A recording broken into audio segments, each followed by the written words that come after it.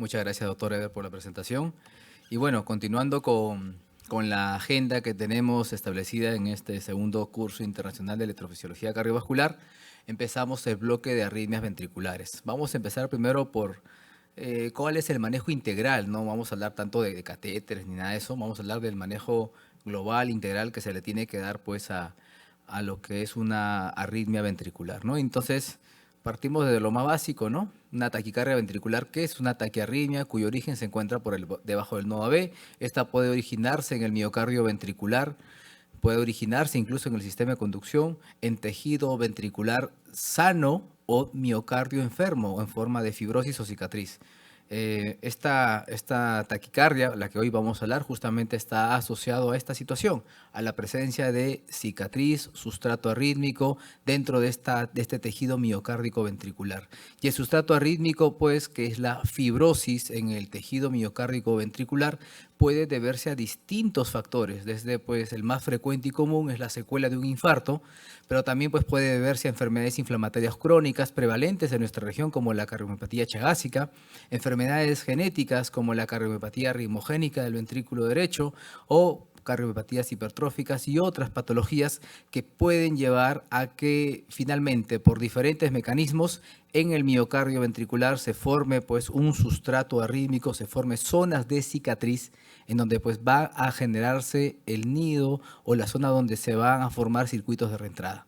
¿Y cómo se pueden generar circuitos de reentrada sobre este tejido miocárdico muerto que ya está fibrosado? Pues la fibrosis en el tejido miocárdico no es pues tanto así como podemos ver. La realidad es esta, ¿no? Tenemos zona de tejido miocárdico enfermo con cicatrización, pero adyacente a ellos, pues vamos a encontrar esta zona de tejido miocárdico aún viable dentro del tejido cicatrizal, pero evidentemente totalmente alterado, en donde su electrofisiología está totalmente modificado. La zona de conducción de la actividad eléctrica en esta zona de miocardio viable embebido en la cicatriz, pues es totalmente diferente a la conducción eléctrica en el miocardio sano. Entonces, estas variaciones en las propiedades electrofisiológicas de un tejido miocárdico viable embebido dentro de una cicatriz, pues puede predisponer al desarrollo de circuitos de macro reentrada o de reentradas, lo que va a llevar pues a la formación de arritmias ventriculares tipo extrasístoles ventriculares o taquicardias ventriculares como les estoy mostrando, ¿no? Y es fundamental entonces que aquel paciente que tiene una taquicardia ventricular, una extrasístole ventricular, debe tener una evaluación clínica muy minuciosa, muy detallada, conocer antecedentes del paciente, personales, familiares, una evaluación detallada del electrocardiograma, del Holter, de pruebas no invasivas, imágenes como el ecocardiograma, exámenes fundamentales que nos debe ayudar a identificar la presencia justamente de esto, de sustrato arrítmico, de cardiopatía estructural. En algunas ocasiones es fundamental incluso hacer exámenes invasivos como una coronariografía, una resonancia magnética, una tomografía por emisión de positrones, porque estamos sospechando en una determinada cardiopatía estructural. Y es fundamental entonces que el clínico haga este trabajo. Un trabajo prolijo, minucioso, porque este análisis y esta conclusión del clínico de determinar si la arritmia ventricular que estamos evaluando tiene o no tiene cardiopatía estructural va a determinar el pronóstico del paciente y también va a determinar el manejo del paciente. Por lo tanto, este paso es crucial, muy importante, en donde pues el trabajo del cardiólogo clínico es la base para poder definir cómo debemos de manejar a nuestro paciente. Y dentro de las herramientas claves en este análisis está pues el electrocardiograma, una herramienta fundamental que nos ayuda incluso en esta primera etapa a sospechar algunas patologías que pueden manifestar pues algunas alteraciones de base en el electrocardiograma. Por ejemplo, en este caso, ¿qué es lo que estamos viendo? Pues la presencia de ondas Q en D2, D3, ABF, que son ondas pues Q patológicas, que por supuesto nos habla pues de la secuela de una necrosis inferior en un paciente que ha tenido un infarto previo. Pero también podemos ver pues otro tipo de hallazgos, signos de hipertrofia del ventrículo izquierdo, que sugiere pues una cardiopatía hipertrófica, sectal, apical, o signos específicos, ¿no? Como por ejemplo la onda epsilon, T negativas en precordiales, que nos puede hacer pensar en una cardiopatía ritmogénica y así. Cada cardiopatía estructural suele tener, en su gran mayoría, algunos hallazgos electrocardiográficos que nos sugieren pues que hay una cardiopatía estructural de base que debemos de sospechar. Y el otro dato importante, pues, es si nosotros tenemos documentado el electrocardiograma de la taquicardia ventricular en las 12 derivaciones o de la extrasístole ventricular, pues nosotros, con la ayuda de la localización del origen de esta arritmia, la cual lo hemos desarrollado muy al detalle en el taller de electrocardiografía avanzada, pues nos da también una orientación a sospechar qué patologías puedan estar asociadas a ello, pero también pues, nos puede orientar también al electrofisiólogo, tal vez si más adelante va a requerir hacer un abordaje invasivo de esta arritmia cardíaca. Y también pues las características, si esta es endocárdica o epicárdica. Sustratos epicárdicos muy frecuentes como en cardiomiopatías chagásica, pues nos muestran en las características electrocardiográficas la presencia pues, de ciertos parámetros como la pseudodelta, el TDI o el intervalo RS bastante prolongado, pues nos habla pues, justamente de que el origen del sustrato arrítmico no está únicamente en el endocardio, sino está en el epicardio. Entonces iremos planteando sospechas clínicas de qué cardiopatías suelen prevalecer la presencia de sustrato epicárdico. Ejemplo, la cardiopatía chagásica, pero también la cardiopatía, la cardiopatía dilatada idiopática familiar, secuelas de miocarditis u otras patologías nos pueden hacer pensar que ahí pues hay un sustrato epicárdico, ¿no? Y evidentemente pues ya la doctora Wendy Funes nos ha ayudado muchísimo a entender de cómo la resonancia magnética cumple un rol fundamental en analizar, en identificar el sustrato arrítmico, la presencia de fibrosis, cicatriz y cómo los patrones de distribución de esta fibrosis o cicatriz nos puede orientar también a la patología que puede estar subyacente en este paciente. Todas estas herramientas entonces nos ayudan a determinar que esta arritmia ventricular, esta taquicardia ventricular está asociada a un sustrato, a una cardiopatía estructural. Y eso evidentemente es fundamental. Si un paciente no tiene cardiopatía estructural, confirmado por todos los métodos, pues estamos hablando de una taquicardia ventricular o una arritmia ventricular idiopática, donde el manejo es totalmente diferente. Acá no vamos a hablar de ese tema. Vamos a hablar de aquel paciente que tiene una arritmia ventricular, una taquicardia ventricular, y en donde hemos verificado que hay un sustrato arrítmico en el miocardio ventricular. Y es fundamental, ¿por qué? Porque pues vamos a ver cómo va a ser el manejo en este grupo de pacientes. Si en estos pacientes que han debutado con una taquicardia ventricular monomórfica sostenida, ¿correcto? Y en donde en ellos no existe ninguna causa reversible, tratable de esta condición, ¿no? Por ejemplo, hipocalemia o trastornos hidroelectrolíticos, alteraciones del equilibrio ácido-base o una isquemia aguda, ¿no? Bueno, es muy raro que se asocien a TBs monomórficas, pero es fundamental descartarlo. Pues en estos pacientes en quienes más bien identificamos un sustrato como una cicatriz, pues en este grupo de pacientes pues tenemos que plantear varias estrategias. En primer lugar, la prevención de muerte súbita cardíaca y la necesidad de implantar un DAI en estos pacientes pues, es bastante importante y prevalente. Junto a ello, pues, el uso de drogas antiarrítmicas también para el control de estas arritmias. Y aquí sí, la amiodarona tiene su espacio, ¿ok? Donde pues tenemos que plantear como un tratamiento importante en el manejo pues, médico de estos pacientes, ¿no? Pero en algunas ocasiones también, más allá de los fármacos, pues necesitamos de otras estrategias más eficaces y seguras como la ablación de estas taquicardias ventriculares. Y bueno, en el manejo de las taquicardias ventriculares, entonces, existen pues diferentes estrategias, como les hemos comentado.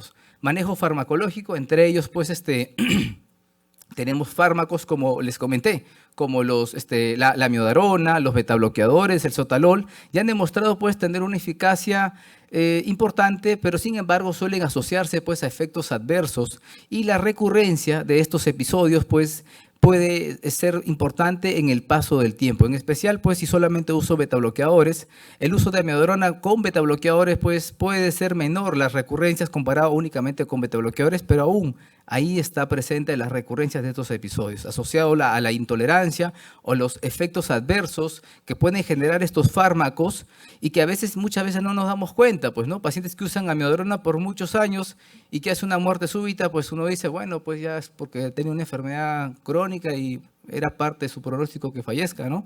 Pero a veces pues el QT se prolonga a tal punto que hacen una muerte asociada pues a un efecto proarrítmico de este fármaco, pero como no lo valoramos, muchas veces incluso infraestimamos este tipo de impactos que pueda generar.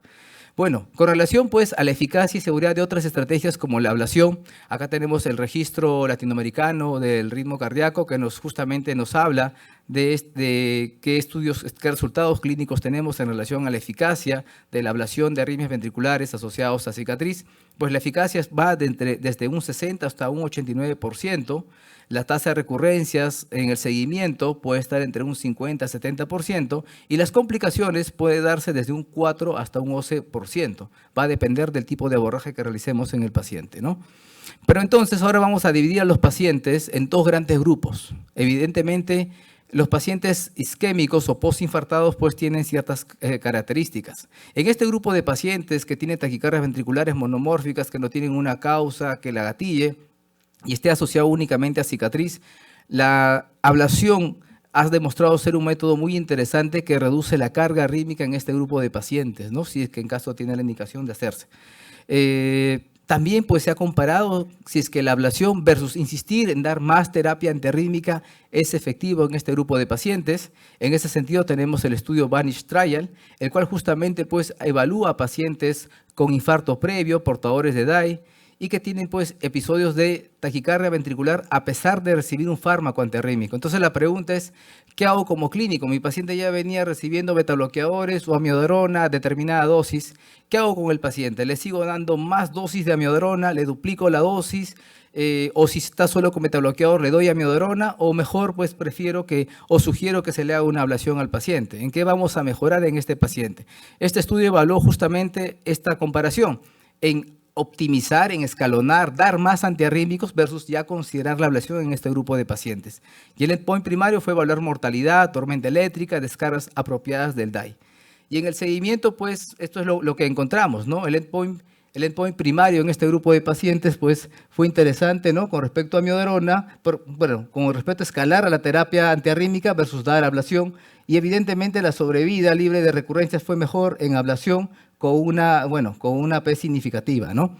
Y esto pues se va a ver en diferentes aspectos si es que desglosamos estas variables y está fundamentalmente pues asociado a menor episodios de tormenta eléctrica. Sin embargo, en el tema de mortalidad no ha mostrado diferencias significativas.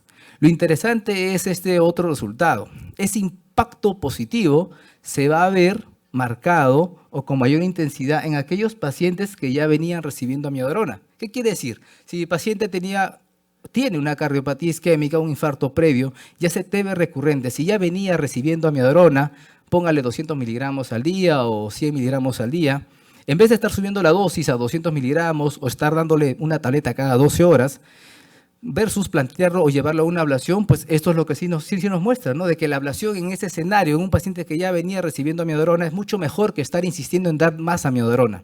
Pero aquel paciente que no venía recibiendo amiodarona, tal vez el uso de amiodarona es una opción que es muy comparable con la ablación. Entonces ese es un mensaje muy importante del estudio Vanish Trial.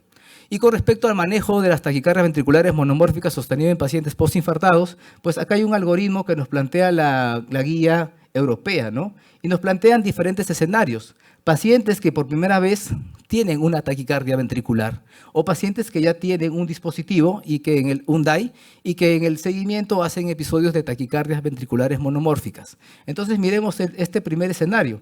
Pacientes con primer episodio de taquicardia ventricular nos recomiendan que analicemos la fracción de eyección. Si este paciente que hace un episodio de taquicardia ventricular y tiene una fracción de eyección de más del 40%, primer episodio, FEBI más del 40%, y el paciente llega a emergencia hemodinámicamente estable, quiere decir que esta taquicardia ventricular no lo inestabiliza. Miren ustedes lo interesante de estas recomendaciones. En este grupo de pacientes podríamos considerar la ablación con catéter como una estrategia de tratamiento muy similar incluso a implantar un DAI. Incluso consideran en esta guía de que hacer una ablación, y si es que esta ablación consigue modular todo el sustrato y los endpoints del procedimiento son alcanzados, incluso el paciente no sería necesario implantarle un DAI en este escenario. Miren ustedes este otro escenario, pacientes que tienen fracción menos del 40% y es un primer episodio de taquicardia ventricular monomórfica sostenida. En este grupo de pacientes, evidentemente, el implante de DAI es lo primero que se tiene que hacer. ¿Ok? Miremos el otro escenario, pacientes que tienen ya un DAI y que están haciendo episodios de taquicardia ventriculares monomórficas sostenidas recurrentes. Incluso cumplen criterios para tormenta eléctrica, pues evidentemente empezaremos a tratar al paciente como tal, obviamente no es el tópico que hoy les voy a hablar, ¿no? Y finalmente, pues pacientes que tienen TVs monomórficas sintomáticas, que requieren descargas o que generan un malestar en el paciente, pues, y si el paciente estaba ya con amiodarona, ¿recuerdan el estudio Vanish? Pues hay que hacerle ablación, no hay que darle más amiodarona. Si el paciente no estaba con amiodarona y estaba únicamente con betabloqueadores, por ejemplo, en este caso podemos o dar amiodarona o plantear la ablación, ambas que son muy similares, ¿no? Entonces son diferentes escenarios que se tiene que plantear, específicamente pacientes con un primer episodio de taquicardia ventricular monomórfica con FEBI del más de 40, bueno, con FEBI mayor al 40%. En este grupo de pacientes, miren ustedes, en donde no hay una causa aguda que esté explicando esta taquicardia ventricular, la ablación es una opción a considerar en este grupo de pacientes, ¿ok? Y bueno, esto es lo que pues, nosotros recomendamos de manera bastante resumida a nuestros pacientes con cardiopatía isquémica. Si el paciente ya venía recibiendo amiodarona, considere la ablación en pacientes con estas características. Si no venía recibiendo amiodarona, pues puede empezar amiodarona o plantear la ablación como estrategias similares, ¿ok? Y bueno, vámonos al otro grupo, para poder dividirlo solo en dos grupos, porque los no isquémicos son muy variables en realidad. En realidad, en los no isquémicos, miren ustedes, la recomendación para el implante de un DAI depende mucho de la inestabilidad hemodinámica que genere la taquicardia ventricular monomórfica sostenida. Si esta genera inestabilidad en el paciente, y repito, no hay una causa reversible tratable, la indicación del DAI tiene una clase de recomendación 1. Si la taquicardia ventricular monomórfica no genera inestabilidad en el paciente, pues el implante de un DAI también tiene una clase de recomendación 2A. Entonces, aquí están las recomendaciones para el implante de DAI en pacientes con cardiopatías no isquémicas. Y el manejo pues va a ser pues muy similar. Si el paciente tiene taquicardias ventriculares monomórficas sostenidas, sintomáticas, que genere descargas del desfibrilador, y el paciente estaba con amiodarona o no lo recibía porque tenía algún grado de intolerancia o algún efecto adverso, pues en este grupo de pacientes, evidentemente sin causas reversibles tratables de taquicardia ventricular, la ablación con catéter debe ser considerada una opción. Y si solo estaba con betabloqueadores, considere darle amiodarona o también la ablación con catéter es una opción en este grupo de pacientes.